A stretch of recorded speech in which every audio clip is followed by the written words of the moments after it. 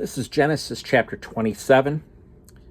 Here we have another account between Esau and Esau and his brother Jacob.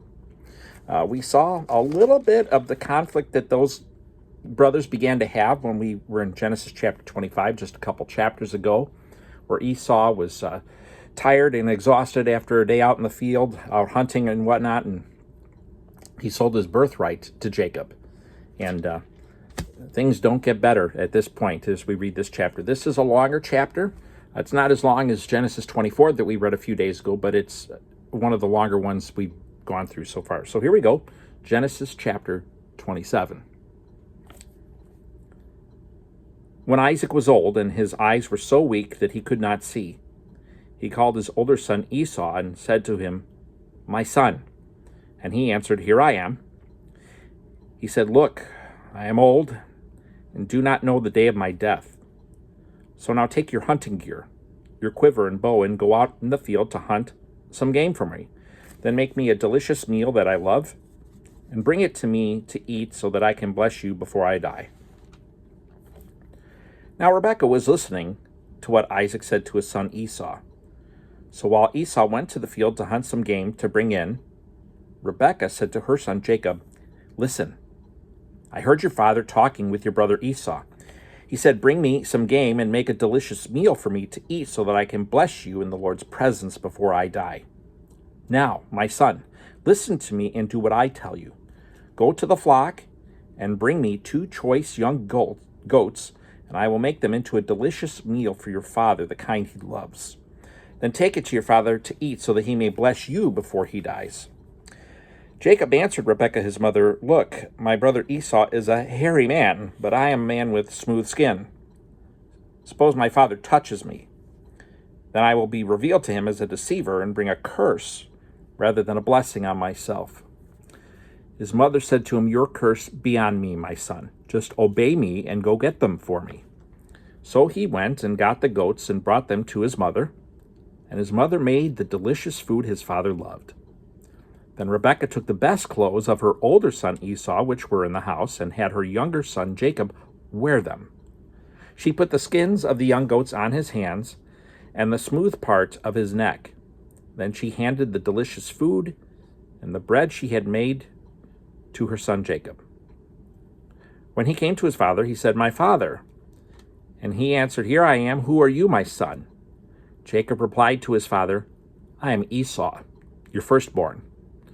I have done as you told me. Please sit up and eat some of my game so that you may bless me." But Isaac said to his son, "How did you ever find it so quickly, my son?" He replied, "Because the Lord your God made it happen for me." And Isaac said to Jacob, "Please come closer so I can touch you, my son. Are you really my son Esau or not?" So Jacob came closer to his father Isaac. When he touched him, he said, "The voice is the voice of Jacob, but the hands are the hands of Esau." He did not recognize him because his hands were hairy, like those of his brother Esau, so he blessed him. Again he asked, "Are you really my son Esau?" And he replied, "I am." Then he said, "Bring it closer to me and let me eat some of my son's game so that I can bless you." Jacob brought it closer to him, and he ate. He brought wine with him, and he drank. Then his father Isaac said to him, "Please come closer and kiss me, my son." So he came closer and kissed him. When Isaac smelled his clothes, he blessed him and said, "Ah, the smell of my son is like the smell of a field that the Lord has blessed. May God give to you from the dew of the sky and from the richness of the land an abundance of grain and new wine. May people serve you and nations bow and worship to you. Be master over your relatives. May your mother's sons bow and worship to you. Those who curse you will be cursed, and those who bless you will be blessed." As soon as Isaac had finished blessing Jacob, and Jacob had left the presence of his father Isaac, his brother Esau arrived from his hunting. He had also made some delicious food and brought it to his father. He said to his father, "Let my father get up and eat some of his son's game so that you may bless me." But his father Isaac said to him, "Who are you?" He answered, I am Esau, your firstborn son. Isaac began to tremble uncontrollably. Who was it then, he said, who hunted game and brought it to me? I ate it all before you came in, and I blessed him. Indeed, he will be blessed. When Esau heard his father's words, he cried out with a loud and bitter cry and said to his father, Bless me too, my father. But he replied, Your brother came deceitfully and took your blessing. So he said, Isn't he rightly named Jacob? For he has cheated me twice now. He took my birthright, and look, now he has taken my blessing. Then he asked, Haven't you saved a blessing for me? But Isaac answered Esau, Look, I have made him a master over you, have given him all of his relatives as his servants, and have sustained him with grain and new wine. What then can I do for you, my son? Esau said to his father, Do you have only one blessing, my father? Bless me too, my father. And Esau wept loudly.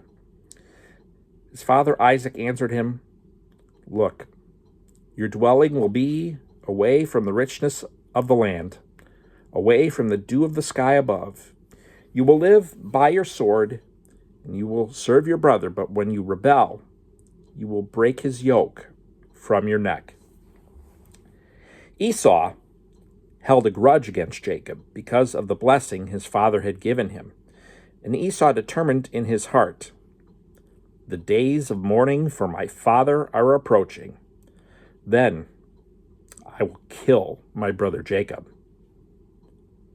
When the words of her older son Esau were reported to Rebekah, she summoned her younger son Jacob and said to him, Listen, your brother Esau is consoling himself by planning to kill you. So now, my son, listen to me.